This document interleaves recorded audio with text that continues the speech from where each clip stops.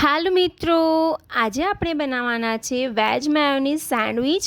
Friends, બહારની પણ sandwich તમે ભૂલી જશો એવી સેન્ડવિચ આપણે બનાવીને ઘરે જ તૈયાર કરવાના છે. ફક્ત 10થી 20 જ મિનિટમાં બની જશે. જો તમારી ચટણી પણ તૈયાર હશે તો આ ફક્ત 5થી 7 જ મિનિટમાં સેન્ડવિચ બનીને તૈયાર થઈ જાય છે. નાનકડી ભૂખને મટાવવા માટે તો તમે બિલકુલ મિત્રો આ સેન્ડવિચને બનાવી શકો છો. તો સૌથી પહેલાં આપણે બધા જ જે વેજીટેબલ્સ છે વેજીટેબલ્સને કટ કરી લેવાના છે. મિત્રો, વેજીટેબલ્સમાં તમને જે પણ ફાવે એ તમે વેજીટેબલ્સ લઈ શકો છો. મેં અહીંયા આગળ સૌથી પહેલાં ડુંગળી લીધી છે અને ડુંગળીને ઝીણી આપણે કાપી લેવાની છે. મિત્રો, ડુંગળી છે તમારી સાઇઝ તમને ફાવે એ પ્રમાણે રાખી શકો છો, પણ તમે ઝીણી રાખશો તો ખાવામાં અને બનાવવામાં પણ સરળતા રહેશે. અને બીજી મેં મિત્રો અહીંયા આગળ ગાજર લીધું છે. તમે રેડ ગાજર આવે છે એનો પણ ઉપયોગ કરી શકો છો. મેં અહીંયા આગળ ઓરેન્જ ગાજર આવે છે એ લીધું છે. અને પછી મિત્રો અહીંયા આગળ ટામેટાં લીધા છે. મિત્રો, મેં એક મીડિયમ સાઇઝનું ટમેટું લીધું છે. એ ટમેટાને પણ આપણે ઝીણું ચોપ કરી લઈશું. અને એક લીલું મરચું પણ લીધું છે સાથે મિત્રો, કારણ કે સેન્ડવિચની અંદર બીજી કોઈ તીખાશ હોતી નથી. એટલે લીલું મરચું નાખીશું આપણે તો થોડું તીખી સેન્ડવિચ થશે મિત્રો, અને ખાવામાં પણ સારી લાગશે. જો તમને ના નાખવું હોય તો તમે લીલા મરચાંને સ્કીપ પણ કરી શકો છો. અને સાથે મિત્રો મેં અહીંયા આગળ કાકડીને પણ સમારી લીધી છે. કાકડી પણ મિત્રો એકદમ તમારે ઝીણી જ સમારવાની છે.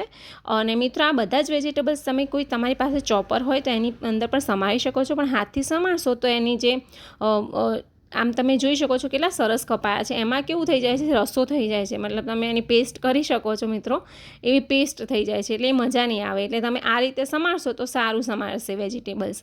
તો બધા જ વેજીટેબલને મેં અહીંયા આગળ બાઉલમાં લઈ લીધું છે મિત્રો.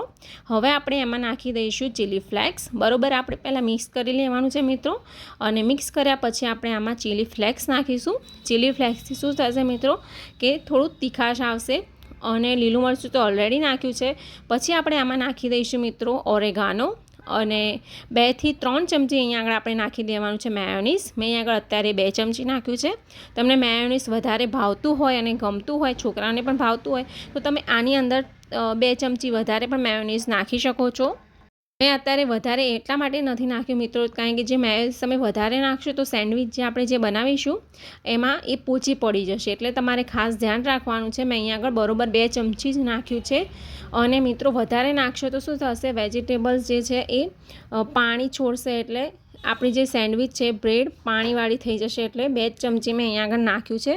પછી જે વેજીટેબલ્સ આપણે સેન્ડવિચ બનાવવા માટે કાપ્યા હતા એ જ બધા જ વેજીટેબલને રાઉન્ડ શેપમાં પણ આપણે કટ કરી લેવાના છે. અને બટાકા મિત્રો જે છે એ બટાકાને પણ આપણે મિત્રો અહીંયા આગળ મેં થોડા બાફી લીધા છે. અને ગ્રીન ચટણી પણ મેં બનાવીને તૈયાર કરી લીધી છે. તો ગ્રીન ચટણીમાં મિત્રો મેં ઓલરેડી મારી ચેનલ પર નાખેલી છે કે કઈ રીતે બનાવવી, તો તમે ત્યાં જઈને ચેકઆઉટ કરી શકો છો. અને આ મિત્રો અહીંયા આગળ ઘઉંની જે બ્રેડ આવે છે એ મેં લીધેલી છે. અને આ બ્રેડ જે છે મિત્રો એ થોડી મોટી સાઇઝની લીધેલી છે. તમને નાની હોય તો તમે નાનીનો પણ ઉપયોગ કરી શકો છો, પણ અહીંયા આગળ મેં મિત્રો મોટી જ લીધી છે.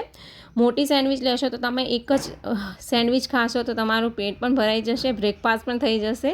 એટલે મેં અહીંયા આગળ મોટી સેન્ડવિચનો ઉપયોગ કર્યો છે. તમને નાની લેવી હોય, તમારી પાસે નાની હોય તો નાનીનો પણ ઉપયોગ કરી શકો છો, એવું કાંઈ નથી. અને બીજી જે સેન્ડવિચ છે એની ઉપર આપણે ગ્રીન ચટણી લગાવી લઈશું. ગ્રીન ચટણી પણ મિત્રો થોડી ઓછી લગાવવાની છે, વધારે લગાવશો તો બ્રેડ જે છે પાણી છોડશે. અને મિત્રો ત્રીજી જે આપણી બ્રેડ જે છે, તો ત્રીજી બ્રેડ લેયર ઉપર આપણે સોસ લગાવી લેવાનો છે. તો મેં અહીંયા આગળ સોસ લગાવી લીધો છે. અને આપણે ત્રણેય બ્રેડ છે મિત્રો, તમે જોઈ શકો છો કે સેન્ડવિચની 3 લેયર હોય છે, તે 3 લેયરમાં આપણે બધું લગાવીને તૈયાર કરી લીધું છે. બસ હવે આની ઉપર આપણે સૌથી પહેલાં બટાકાની જે ચિપ્સ છે મિત્રો, અહીંયા આગળ મેં બટાકાને કાચા જ આવી રીતે ગોળ કાપી લીધા હતા અને એને થોડા બોઇલ કરી લેવાના છે. થોડાક આપણે 5 મિનિટ બાફવાના છે, વધારે નથી બાફવાના. અને પછી આપણે એની ઉપર કાકડી મૂકી દઈશું. અને કાકડી મિત્રો વેજીટેબલ્સ તો તમે જેટલું નાખશો એટલું ઓછું છે.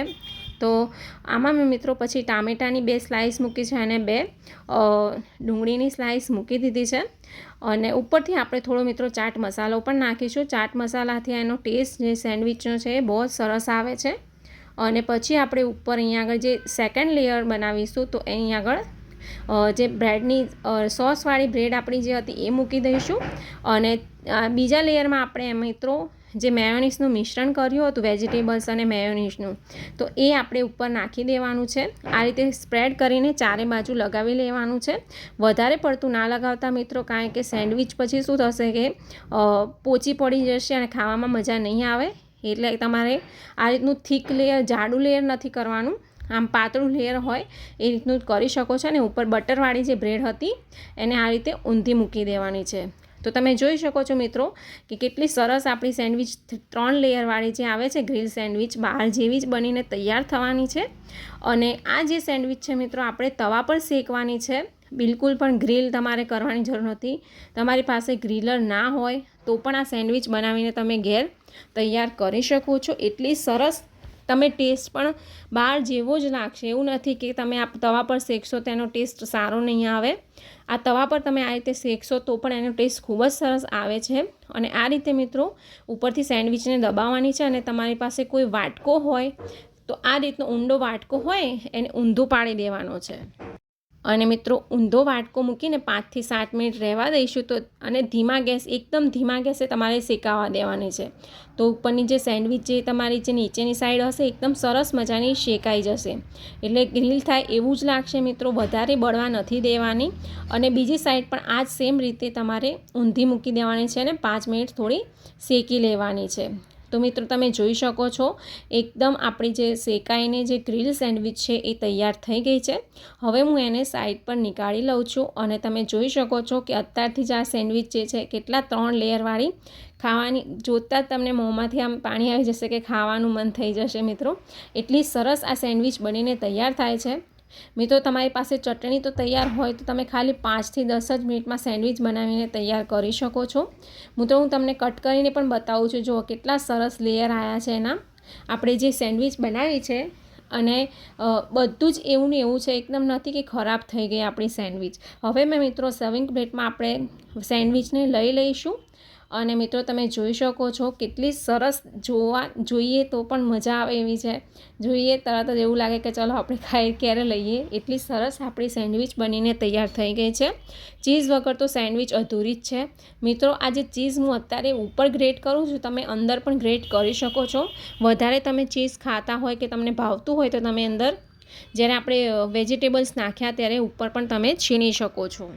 બસ મિત્રો આપણી આ સેન્ડવિચ જે છે ગ્રીલ સેન્ડવિચ એ બનીને તૈયાર થઈ ગઈ છે. અને મેં અહીંયા આગળ ગ્રીન ચટણી અને સોસ સાથે સર્વ કરી છે. ઉપરથી આપણે થોડો ચાટ મસાલો નાખી દેવાનો છે મિત્રો. ચાટ મસાલાથી જ ટેસ્ટ સારો આવશે.